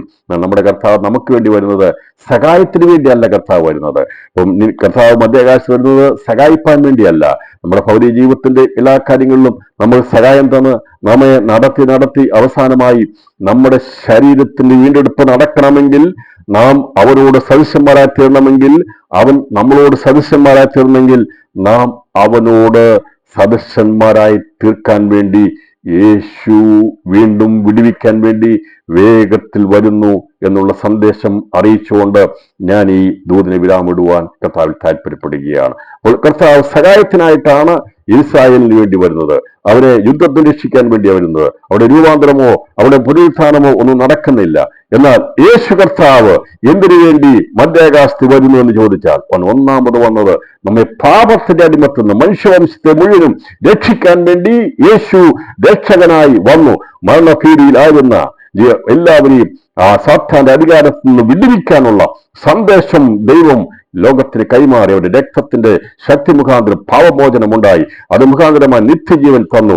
അത് മുഖാന്തരമായി നിത്യഭീതിയിൽ നിന്ന് ദൈവം നമ്മളെ അകറ്റി സന്തോഷം ലഭിക്കുന്നു. ആ സന്തോഷത്തിലൂടെ എല്ലാ മനുഷ്യനും കടന്നു വരുവാൻ വേണ്ടി ദൈവം ആഗ്രഹിച്ചുകൊണ്ട് അത് ഇസ്രായേലും ജാതികളും എല്ലാവരും ഉൾപ്പെടുന്നുണ്ട്. എന്നാൽ കർത്താവ് ഇനിയും വിടുവിക്കുന്നതായി വരുന്നത്, അവൻ മധ്യാകാശത്ത് വരുന്നത് നമ്മുടെ വീണ്ടെടുപ്പിന് വേണ്ടി, നമ്മെ വീണ്ടെടുക്കാൻ വേണ്ടി, നമ്മുടെ ശരീരത്തിന് വീണ്ടെടുപ്പിന് വേണ്ടി യേശു കർത്താവ് വേഗത്തിൽ വരും. അതിനുവേണ്ടി നാം ഈ ദുഷ്ടലോകത്തിൽ കാത്തിരിക്കുകയാണ്. നമ്മെ വിടുവിക്കുന്ന കർത്താവിന് വേണ്ടി കാത്തിരിക്കുന്നു. ഈ കാലഘട്ടത്തിൽ നാം കാത്തിരിക്കുന്നു. ഗലാത്യലേഖനത്തിൽ പറയുന്ന ഇപ്പോഴത്തെ ലോകത്തിൽ നിന്ന് വിടുവിക്കുവാൻ വേണ്ടി യേശു കർത്താവ് വേഗത്തിൽ വരും. ഇപ്പോഴായിരിക്കുന്ന ദുഷ്ടലോകത്തിൽ നമ്മെ വിടുവിക്കാൻ വേണ്ടി യേശു കർത്താവ് വേഗത്തിൽ വരും. അത് നമ്മെ ചേർക്കുവാൻ വേണ്ടി വരുന്നതാണ്. അതിനെയാണ് മധ്യാകാശം എന്ന് പറയുന്നതിന് ശേഷമായി നമുക്ക് 1000 ആണ്ട് വാഴ്ചയ്ക്കുമ്പായി കർത്താവ് ഇസ്രായേലിന്റെ രക്ഷയ്ക്കായിട്ട് അവന്റെ സഹായത്തിനായിട്ട് വരുമ്പോൾ രക്ഷയും വിടുതലും സഹായം തമ്മിലുള്ള വ്യത്യാസം മനസ്സിലായി എന്ന് വിശ്വസിക്കുന്നു. അപ്പോൾ കർത്താവ് വരുന്നത് ഇസ്രായേലിന്റെ സഹായത്തിന് വേണ്ടിയാ രണ്ടാമത് വരുന്നെങ്കിൽ, പഴയ നിയമപ്രവാചകൻ മനസ്സിലായി അത് ഇസ്രായേലിന്റെ സഹായത്തിന് വേണ്ടിയാ വരുന്നെങ്കിൽ, നമുക്കറിയാം നമ്മുടെ കർത്താവ് ഇനി മധ്യാകാശത്ത് വരുന്നത് നമ്മളെ വിടുവിക്കാൻ വേണ്ടിയാണ്, നമ്മളെ സഹായിക്കാൻ വേണ്ടിയല്ല. സഹായം എന്ന് പറഞ്ഞാൽ വീണ്ടും ഒരു ജീവിതമുണ്ട്. എന്നാൽ ആ വിടുതൽ പൂർത്തീകരിക്കപ്പെട്ടു കഴിഞ്ഞാൽ നമുക്കതിന്റെ ആവശ്യമില്ല. അവനോടുകൂടി എന്നും തീരും. ഇപ്പോൾ നമുക്കിവിടെ സഹായം ആവശ്യമാണ്. പൗലോസ് പറഞ്ഞു, ഇന്ന് വരെ ഞാൻ നിൽക്കുകയും ദൈവത്തിന് സഹായം ലഭിക്കുക ശുശ്രൂഷ ചെയ്തു വരികയും ചെയ്തു. നമുക്ക് സഹായം ജീവിതത്തിൽ, നമ്മുടെ ജീവിതത്തിലെ എല്ലാ മേഖലകളിലും നമുക്ക് സഹായം ആവശ്യമാണ്. എന്നാൽ ഈ സഹായമെല്ലാം നമ്മളെ വിടുതലിന് വേണ്ടിയാണ്. എന്തിനു വേണ്ടിയാണ് സഹായമെല്ലാം ലഭിക്കുന്നത്? ഒരൊറ്റ വാക്കിൽ ഞാൻ പറയാം, നമ്മെ വിടുവിച്ച നമ്മുടെ കർത്താവ് നമുക്ക് സഹായം തന്ന് നമ്മെ നടത്തുന്നത് ഒരു കാര്യത്തിന് വേണ്ടിയാ, നമ്മുടെ ശരീരത്തിന്റെ വീണ്ടെടുപ്പിന് വേണ്ടിയാണ്. അതിനു വേണ്ടിയാണ് ഈ സഹായങ്ങളെല്ലാം നമുക്ക് തരുന്നത്. പിന്മാറിപ്പോകാതിരിക്കാൻ, പിറുപിറുക്കാതിരിക്കാൻ, മടുത്തു പോകാതിരിക്കാൻ, നിരാശപ്പെട്ടു പോകാതിരിക്കാൻ, പരീക്ഷയിൽ തളർന്നു പോകാതിരിക്കാൻ ദൈവം നമുക്ക് തക്ക സമയത്ത് തന്ന വിടുതലുകൾക്കായി, സഹായത്തിനായി ഇന്ന് പകൽ സ്തോത്രം ചെയ്യാം. അതെല്ലാം സഹായങ്ങളാണ്. തത്സമയത്ത് തന്ന സഹായം കൊണ്ടാണ് ഞാൻ നിങ്ങൾ നിന്നു പോകുന്നത്. എന്നാൽ പിന്നീട് നമുക്ക് സഹായത്തിന്റെ ആവശ്യമില്ല. നമ്മെ കർത്താവ് വന്ന് വിടുവിച്ചുകൊണ്ട് പോകും. അത് മധ്യാകാശം സംഭവിക്കാൻ പോകുന്നു. പിന്നെ നമുക്ക് ഇവിടെ ആരുടെ സഹായം ആവശ്യമില്ല. അതുകൊണ്ട് കർത്താവ് പറഞ്ഞു, നിങ്ങളെ ഞാൻ വിടുവിച്ച് എന്നോട് കൂടെ ചേർക്കും. നമ്മളോട് ചേരുന്നതിന് ശേഷമായി ഇതുവരെയും അംഗീകരിക്കാൻ ഇസ്രായേൽ അവർ വല്ലാതെ ഭാരപ്പെട്ട് ഞെരുങ്ങി സഹായമില്ലാതെ കരയുമ്പോൾ കേഴുമ്പോൾ ഇന്ന് ഇസ്രായേലിന് വേണ്ടി പ്രാർത്ഥിക്കുന്ന ഞാനും നിങ്ങളും അമ്മ അവരുടെ സഹായത്തിന് വേണ്ടി യേശുവിനോട് കൂടെ മേഘാരൂഢനായി വരുന്ന ക്രിസ്തുവിനോട് കൂടെ വരുവാനുള്ളവരാണെന്നുള്ള സന്ദേശം അറിയിച്ചുകൊണ്ട് ഈ ദിവസങ്ങളിൽ അവന്റെ സന്ദേശവാഹകരായി നമുക്ക് ഈ ദിവസങ്ങളിൽ സഹായിപ്പാനുള്ള അതേ ആഗ്രഹത്തോടെ മറ്റുള്ളവരെ സഹായിപ്പാൻ ഏതുവിധേനയും ചില രക്ഷിപ്പാൻ ഈ ദിവസങ്ങളിൽ നമുക്ക് മേ ഐ ഹെൽപ്പ് യു എന്നുള്ള ബോർഡുകൾ പല സ്ഥലങ്ങളിൽ കാണുന്നത് പോലെ നിങ്ങൾ റെയിൽവേ സ്റ്റേഷൻ ചെന്നാൽ ബസ് സ്റ്റേഷനിൽ ചെന്നാൽ അവിടെ ആ ബോർഡിൽ ചെന്നാൽ അവർ നിങ്ങളെ കൊണ്ടുപോകത്തില്ലെങ്കും പക്ഷേ അവിടെ ചെല്ലുമ്പോൾ നമ്മുടെ സംശയം മാറുവാനിടയാത്തരും ദിവസങ്ങളിൽ സംശയാടിക്കളായിരിക്കുന്ന അനേകരെ യഥാർത്ഥമായ രക്ഷയിലേക്ക് കൊണ്ടുവരാനുള്ള ഓരോ ഹെൽപ്പ് പോയിന്റായി തീരുവാൻ ദൈവാത്മാവ് നമ്മെ സഹായിക്കട്ടെ എന്ന് ദൂതറിയിച്ചുകൊണ്ട് തത്സമയത്ത് സഹായം പ്രാപിച്ച മറിയുടെ ജീവിതത്തിൽ അത് വെളിപ്പെട്ടതുപോലെ നമുക്കും ദിവസങ്ങളിൽ തത്സമയങ്ങളിൽ സഹായം നൽകുവാൻ നമ്മുടെ ദൈവം വിശ്വസ്തനാണ്. അവൻ നമ്മളോട് വാക്ക് പറഞ്ഞിട്ടുണ്ടെങ്കിൽ അവൻ നമ്മളോട് വാക്ക് പറഞ്ഞ് നമ്മെ കൊണ്ടുവന്ന് അവരോട് ചേരുവാൻ വേണ്ടി നമ്മെ തന്റെ രക്തം കൊണ്ട് പണിതിട്ടുണ്ടെങ്കിൽ എന്നീ സന്ദേശം അവസാനിപ്പിക്കുമ്പോൾ അത് പൂർത്തീകരിക്കുക തന്നെ ചെയ്യും. അതുകൊണ്ട് നമുക്ക് വിട്ടുപിരിയാതെ അതെ യോശുവ വിട്ടുപിരിയാതെ നിന്നതുപോലെ മോശെ വിട്ടുപിരിഞ്ഞില്ല. സമാഗമന കൂടാതെ വിട്ടുപിരിയാതിരുന്നപ്പോൾ അവനെ ദൈവം ഉപയോഗിച്ച പോലെ കനാൻ ദേശത്തെ ഈ ദിവസങ്ങളിൽ വിട്ടുപിരിയാതെ ക്രിസ്തുവിന്റെ പാതയെ പിൻപറ്റി അവന്റെ വചനത്തിൽ നിന്ന് ഇടത്തോട്ടോ വലത്തോട്ടോ മാറാതെ നമുക്ക് കേട്ട സന്ദേശം പോലെ ഒരുപാട് പ്രശ്നങ്ങൾ വന്നു, കഷ്ടതകൾ വന്നു, വിഷയങ്ങൾ വന്നു. എങ്കിലും ക്രിസ്തുവിന്റെ സ്നേഹത്തിൽ നമ്മെ വേർപിരിപ്പാൻ കഴിയാതെ അവനോട് ചേർന്ന് നിൽക്കുവാൻ ദൈവാത്മാവ് സഹായിച്ചിൽ ഉപവാസ പ്രാർത്ഥന മുഖാന്തരമായി നമുക്ക് യേശുവിനോട് അടുത്തിരിക്കുവാൻ ദൈവമായി കർത്താവ് സഹായിച്ചത്. അതുകൊണ്ടാണ് പറഞ്ഞിരിക്കുന്നത്, എന്റെ ദൈവമേ എന്റെ സഹായത്തിനായി വേഗം വരയണമേ. രണ്ട് കാര്യമാണ്. എന്റെ വിടുതലിന് വേണ്ടി, എന്റെ സഹായത്തിന് വേണ്ടി നീ വിടുവിച്ചാൽ നീ എന്നെ സഹായിച്ചുകൊണ്ടേയിരിക്കും. അതെ, ആ വിടുതൽ തന്ന ദൈവം നമ്മെ സഹായിച്ച് ആ തീരമണയോളം കൂടിയിരിക്കും എന്നുള്ള സന്ദേശം കൈമാറിക്കൊണ്ട് ഞാൻ വാക്കിന് വിരാമിടുന്നു. ദൈവമായി കർത്താവ് നമ്മെ ഏവരെയും ധാരാളമായി അനുഗ്രഹിക്കുമാറാകട്ടെ. താങ്ക്